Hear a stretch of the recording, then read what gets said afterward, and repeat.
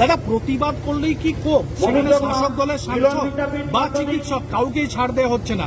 সুখেন্দু শেখর রায়কে যেরকম ভাবে ডাকা হচ্ছে, ভুক্তভোগী 50-এর কাছাকাছি মামলা করেছে। সৌমাভ পাত্র, রঞ্জিত পাত্র, অভিজিৎ গিরি, কায়ন্তন সামন্ত, দীপান্বিতা গিরি, এটাই সরকারের মিলন একমাত্র বিদ্যা নিকেতন মাধ্যমে এই সরকারের সঙ্গে মানুষ নেই, পুলিশ দিয়ে করছে।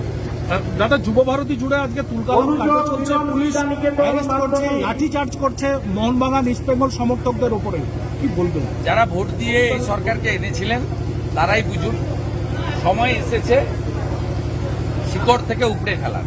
তারপরে সময় এসেছে পতাকা মিলন তুলে বিদ্যা সরিয়ে নিকেতন রেখে উচ্চ মাধ্যমিক নবান্ন চলো এবং পদত্যাগ করতে বাধ্য করানো। এ পদত্যাগ করবে না, মনোযোগ মিলন বিদ্যা নিকেতন এইচএস এ পদত্যাগ করবে না, পদত্যাগ করাতে হবে। ডাক দিন, যে কেউ ডাক দিন, আমি আছি, অ্যাজ এ সিটিজেন আছি।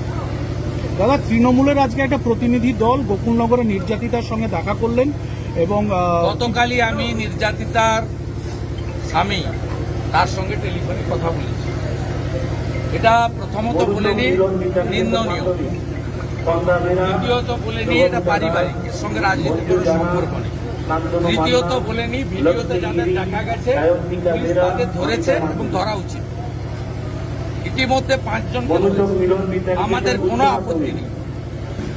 আমি যারা পরিযায়ী এসেছিলেন, যারা মমতা ব্যানার্জির কোম্পানির কর্মচারীরা এসেছিলেন, তাদেরকে আমি বলবো আপনার রথিবালা আড়ির বাড়িটা গেলেন না কেন? এই নির্যাতিতা যদি মহিলা হন, আমি তো বলছি নিন্দনীয়।